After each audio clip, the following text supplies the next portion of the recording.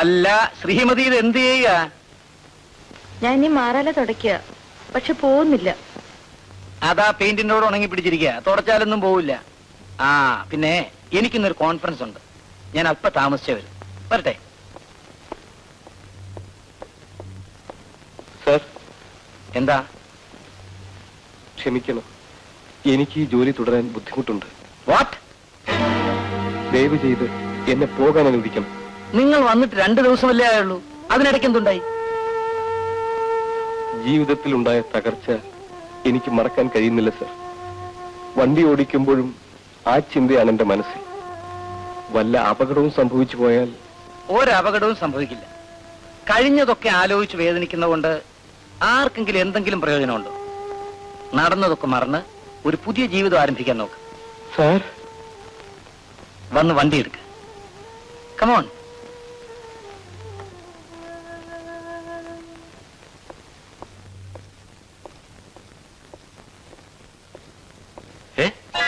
ബാബു, നീ ഇവിടെ? ഞാനിപ്പോ ഇവിടത്തെ ഡ്രൈവറാ. ഫസ്റ്റ് കഴുത മെലിഞ്ഞ് കട്ടുറുമ്പായി എന്ന് പറഞ്ഞ പോലെ അയലോട് അതിന്റെ ഗതി. നീ കണ്ണുരുട്ടി കാണിക്കൊന്നും വേണ്ട, ഞാൻ ഉള്ള കാര്യം പറഞ്ഞതേ ഉള്ളൂ. പണ്ട് ആ ഫോട്ടോയുടെ കാര്യത്തിൽ ഒരു 7000 രൂപ തന്നിട്ട് ബാക്കി തരാതെ നീ ജയിലിൽ പോയില്ലേ? അതേ ഫോട്ടോ ഞാൻ കൽപ്പനയെ കാണിച്ച് 1,00,000 രൂപ തരാമെന്ന് അവളെ കൊണ്ട് സമ്മതിപ്പിച്ചിരിക്കുകയാണ്. 30,000 രൂപ അഡ്വാൻസും വാങ്ങി. എടാ പരമദ്രോഹി, എന്റെ ബിസിനസ്സിൽ നീ ഇടപെട്ടാൽ നീയും കൽപ്പനയുമായിട്ടുള്ള ഫോട്ടോ അവളുടെ ഭർത്താവ് കാണും. അതുകൊണ്ട് നീ നിന്റെ പാട് നോക്കി മിണ്ടാതെ ഇവിടെ കഴിഞ്ഞോ? Hello mister Ravi. Hello.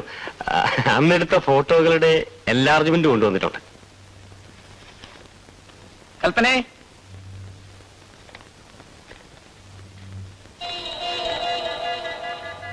Ravi ഫോട്ടോകളുടെ എൻലാർജ്മെന്റ് കൊണ്ടുവന്നിരിക്കുന്നു. ഇതിന് എത്ര രൂപയാണെന്ന് വെച്ചാൽ കൊടുത്തേക്ക്. നോ, ഇതിന് രൂപ വേണ്ട, നമ്മൾ ഫാമിലി ഫ്രണ്ട്സ് അല്ലേ. All right. ഓ, പണത്തിന്റെ കാര്യം പറഞ്ഞപ്പോഴാ ഒരു കാര്യം ഓർമ്മ വന്ന്. കൽപ്പനേ, ഞാൻ പഠിച്ചിരുന്ന കോളേജിലെ പ്രൊഫസർ പരമേശ്വരൻ നായർ വരും. ബിൽഡിംഗ് ഫണ്ടിലേക്ക് ഒരു 25,000 രൂപ കൊടുക്കാമെന്ന് ഏറ്റിട്ടുണ്ട്. അത് കൊടുത്തേക്കണം. ശരി മിസ് രവി, ഞാൻ ഓഫീസിലേക്കാ പോകുന്ന വഴി ഡ്രോപ്പ് ചെയ്യാം. വേണ്ട, എനിക്ക് വഴിയിലൊരാളെ കാണാനുണ്ട്, ഞാൻ വരട്ടെ. കാർ അയക്കാൻ മറക്കരുത്. അത് ഞാൻ ബാബുവിനെ ചുമതലപ്പെടുത്തിയിട്ടുണ്ട്.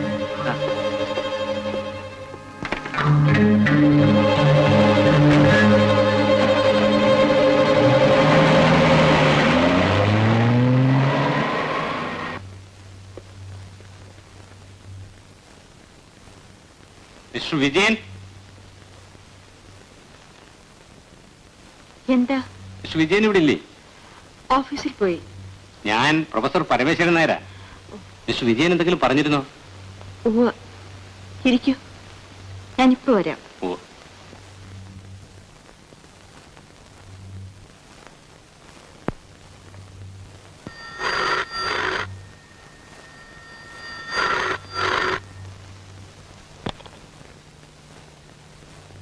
ഹലോ. ഞാനാണ് രവി. സംഭാവന പിരിവുകാർക്ക് തൽക്കാലം 5,000 രൂപ കൊടുത്താൽ മതി. ബാക്കി 20,000 രൂപ അവിടെ വെച്ചേക്കണം. എനിക്ക് അത്യാവശ്യമുണ്ട്, ഞാൻ ഉടനെ വരാം. നിന്റെ ഭർത്താവ് ചോദിച്ചാൽ പ്രൊഫസർക്ക് കൊടുത്തു എന്നൊരു കള്ളം പറയണം.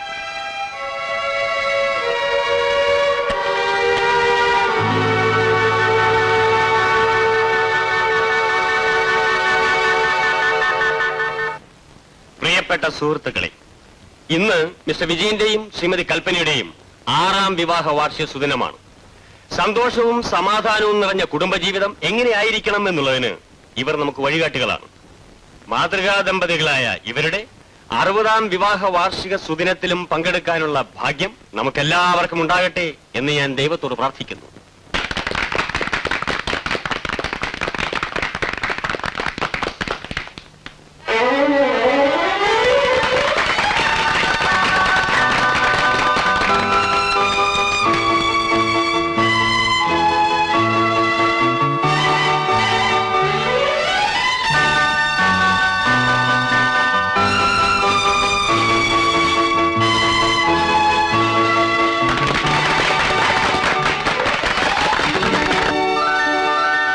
ഇനി നമുക്ക് പാർട്ടി ആരംഭിക്കാം. നിങ്ങളെല്ലാവരും അതിനായി യഥാസ്ഥാനങ്ങളിൽ പോയിരിക്കണമെന്ന് അഭ്യർത്ഥിക്കുന്നു.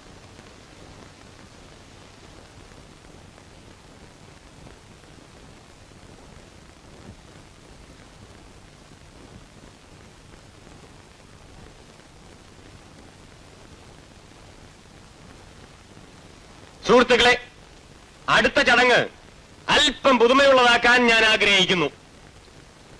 ബൈജുമോന്റെ കണ്ണ് കെട്ടി അവനെ ഞാൻ നിങ്ങളുടെ ഇടയിലേക്ക് വിടും. അവൻ ആരെ വന്ന് തൊടുന്നുവോ അവർ ഒരു പാട്ട് പാടണം. അയ്യോ, മോൻ എന്നെ തൊട്ടാ ഞാൻ ബുദ്ധിമുട്ടി പോവല്ലോ. എനിക്ക് പാടാൻ അറിയില്ല. സംഗീത കച്ചേരി നടത്തണമെന്നല്ല മൂർത്തി മാസ്റ്ററെ പറയുന്നത്. ഏതെങ്കിലും ഒരു പാട്ട് പാടിയാൽ മതി. പോട്ടെ, കാക്കേ കാക്കേ കൂടെവിടെ എന്ന് പാടിയാലും മതി. എന്താ, സമ്മതിച്ചോ? ശരി.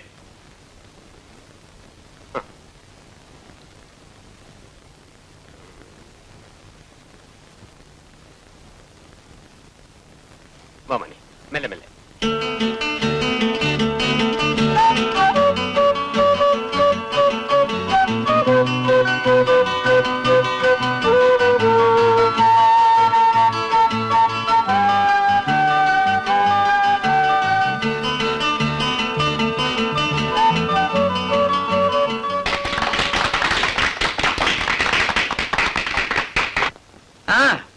ബാബു പാടണം.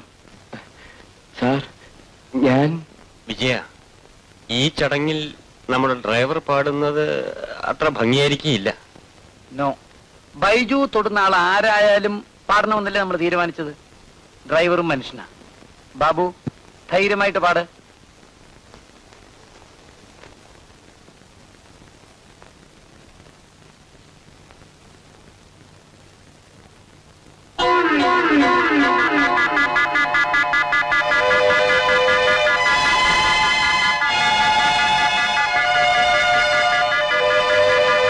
നമസ്കാരം.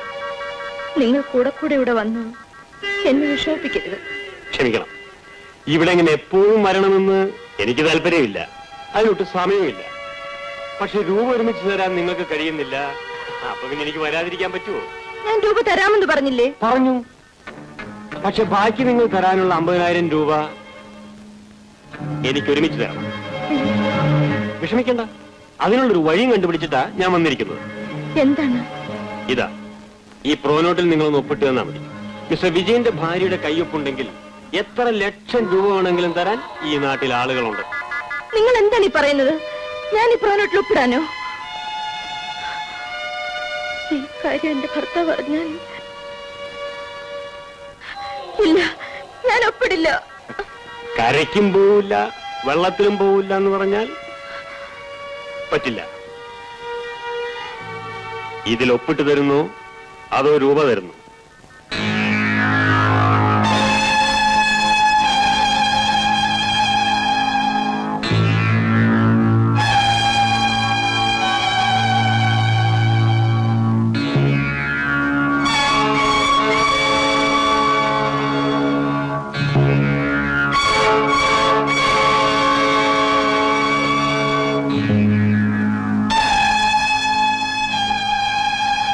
ഒന്ന്, രണ്ട്, ഇത് 5,000 ആണല്ലേ? അതെ. അപ്പൊ ഇതുവരെ 75,000 രൂപയായി.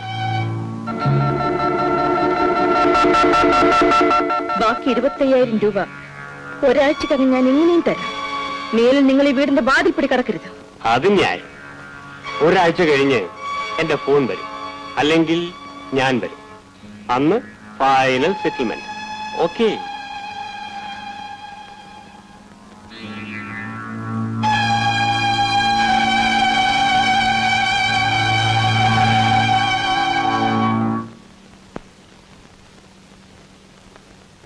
ഇതിനേക്കാൾ തെണ്ടി തിന്നുന്നതിലാണ് നല്ലത്. എടാ, വെള്ളം കോരിയോ വണ്ടി കഴിയോ എങ്ങനെയെങ്കിലും കഴിഞ്ഞോട്ടെ എന്ന് കരുതിയാ നിന്നെപ്പറ്റി ഞാൻ വിജയനോടൊന്നും പറയാതിരുന്നത്. അപ്പോ മന്ത്രവാദം പഠിച്ചിട്ട് അമ്മയെ തുള്ളിച്ചു എന്ന് പറഞ്ഞ പോലെ എന്റെ നേരെയാണോടാ നിന്റെ കയറ്റം? തിരി, നീ വളയം പിടിക്കാനെന്നും പറഞ്ഞ് ഇവിടെ കൂടിയിരിക്കുന്ന എന്തിനാണെന്ന് എനിക്ക് നല്ലപോലെ അറിയാം. ആ പാവം വിജയൻ അറിയാതെ അവളുമായിട്ടുള്ള പഴയ പരിപാടി വെച്ച് നടത്താനല്ലേ? പട്ടി എന്ത് പറഞ്ഞടാ?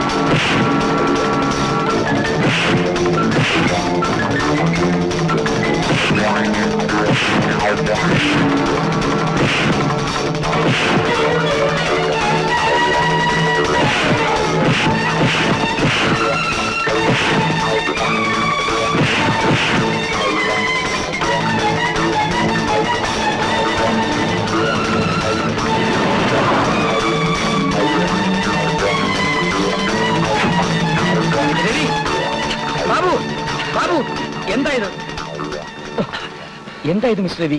എന്ത് പറയാനാ മിസ്റ്റർ വിജയൻ? നീ എന്ന് ജയിലിൽ നിന്ന് ഇറങ്ങി, നിന്റെ അച്ഛൻ എന്ന് ഇറങ്ങുമെന്ന് ഞാനൊന്ന് ചോദിച്ചു പോയി. അതിന് തെറ്റാണോ? സർ, എന്റെ അച്ഛനെ പറ്റി പറഞ്ഞാൽ ഞാൻ സഹിക്കില്ല. ഏതായാലും എന്റെ വീട്ടുമുറ്റത്ത് വെച്ച് ഇങ്ങനെ ചെയ്തത് ശരിയായില്ല. മിസ്റ്റർ രവി, എന്റെ ഡ്രൈവറിൽ നിന്ന് ഇങ്ങനൊരു പെരുമാറ്റം ഉണ്ടായതിന് ഞാൻ ക്ഷമ ചോദിക്കുന്നു. വരൂ. Good morning mister Vijayan. ഓ സാറോ, ഗുഡ് മോർണിംഗ്. ഇരിക്കണം സാർ.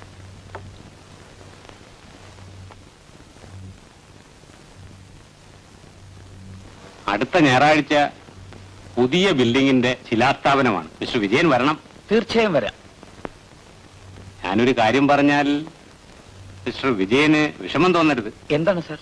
എന്റെ വിദ്യാർത്ഥികൾ വലിയ നിലയിൽ എത്തിക്കാണുന്നതിൽ എന്നും സന്തോഷിക്കുന്നവനാണ് ഞാൻ.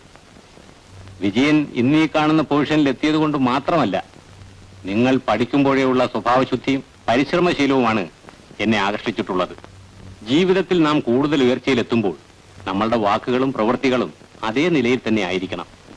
സാറ് പറയുന്നത്? It's nothing. ഞാൻ ആവശ്യപ്പെടാതെ തന്നെ ബിൽഡിംഗ് ഫണ്ടിലേക്ക് 25,000 രൂപ തരാമെന്ന് മിസ്റ്റർ വിജയൻ പറഞ്ഞതാണല്ലോ. അതെ സാർ. പക്ഷേ ഞങ്ങൾ വീട്ടിൽ ചെന്നപ്പോൾ മിസ്സിസ് 5,000 രൂപയാണ് തന്നത്. അത് ചിലപ്പോ വീട്ടിൽ ആ സമയത്ത് രൂപ ഉണ്ടായിരുന്നിരിക്കില്ല. അതിനെന്താ, ബാക്കി രൂപയ്ക്ക് കാഴ്ചക്ക് ഇപ്പൊ തന്നെ തരാം സാർ.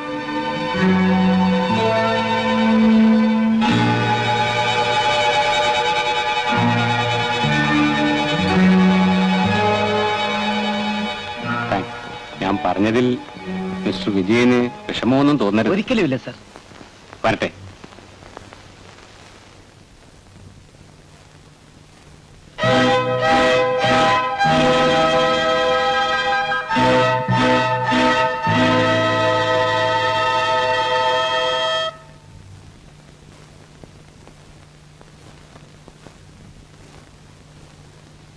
അച്ഛൻ വന്നിരുന്നു. പണത്തിനല്പം ഞെരുക്കമാണ്. ടാക്സ് കെട്ടാൻ 20,000 രൂപ വേണമെന്ന് പറഞ്ഞു. ഇവിടെ 2 രൂപയിൽ നിന്ന് അച്ഛൻ ആവശ്യപ്പെട്ട രൂപ ഞാൻ കൊടുത്തു. അതിനെന്താ, ആരെയായാലും വിഷമത്തെ സഹായിക്കുന്നത് നല്ലതാണ്. അപ്പൂപ്പൻ വന്നിട്ട് എന്നെ കാണാതെ പോയോ അമ്മേ? മോൻ സ്കൂളിൽ പോയപ്പോഴാ അപ്പൂപ്പൻ വന്നത്. പിന്നെ കോളേജ് ഫണ്ടിന് 25,000 രൂപ കൊടുത്തു. എന്താ ഒന്നും കഴിക്കാത്തത്? കൽപ്പനെ, ഭാര്യയ്ക്ക് ഭർത്താവിനോടുള്ള സ്നേഹം തീന്മേശയിൽ കാണാവുന്നൊരു പഴഞ്ചൊല്ലുണ്ട്. എന്തോ നിനക്കെന്നോട് സ്നേഹക്കുറവുള്ള പോലെ തോന്നുന്നു. എല്ലാ കറികളും ഒരുപോലെ, എല്ലാത്തിനും ഒരേ രുചി, ഒന്നും വെന്തിട്ടുമില്ല. അത് നിനക്ക് ഈയിടെയായിട്ട് ഒരു കാര്യത്തിലും ശ്രദ്ധയില്ല. മോൻ എന്താ വേണ്ടത്? തൈര്. ആ, അത് നന്നായിരിക്കും. നിന്റെ അമ്മ പാചകം ചെയ്യാത്തത് അത് മാത്രമേ ഉള്ളൂ. അവന് തൈര് കൊടു.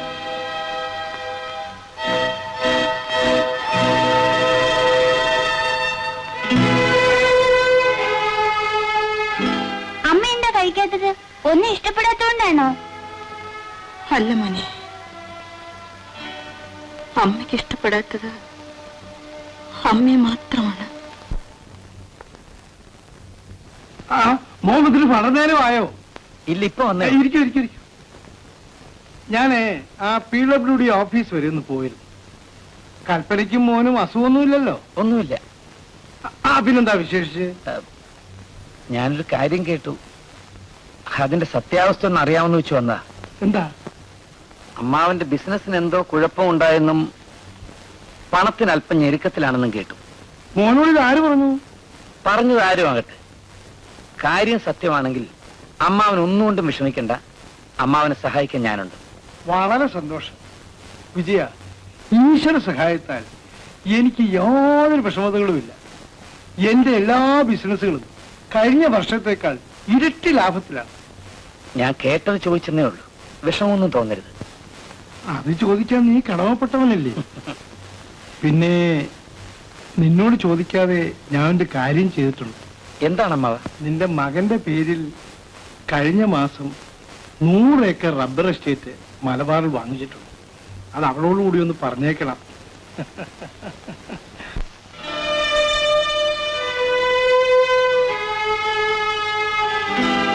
അമ്മേ, അമ്മ എന്താ ഇങ്ങനെ ഇരിക്കുന്നേ? എന്നോട് പിണക്കമാണോ? അല്ല മോനെ, എന്റെ പൊന്നുമോനോട് അമ്മ പിണങ്ങോ? നിനക്ക് വേണ്ടിയാണ് മോനെ അമ്മ ജീവിക്കുന്നത്. എന്നിട്ടെന്താ കുറച്ചു ദിവസമായിട്ട് അമ്മ എന്നോട് മിണ്ടാത്തത്? ഇപ്പൊ എന്നെ കുളിപ്പിക്കുന്നതും ചോറ് തരുന്നതും എല്ലാം ദേവികയാണല്ലോ. അത് അമ്മയ്ക്ക് ഒത്തിരി ജോലിയുള്ളത് കൊണ്ടാണ്. നാളെ മുതൽ മോന്റെ എല്ലാ കാര്യങ്ങളും അമ്മ തന്നെ നോക്കാം. പോരെ? മോൻ കിടന്നുറങ്ങ. അമ്മ ഒരു കഥ പറഞ്ഞു കഴിഞ്ഞാൽ ഞാൻ ഇറങ്ങാം. ശരി മോനെ.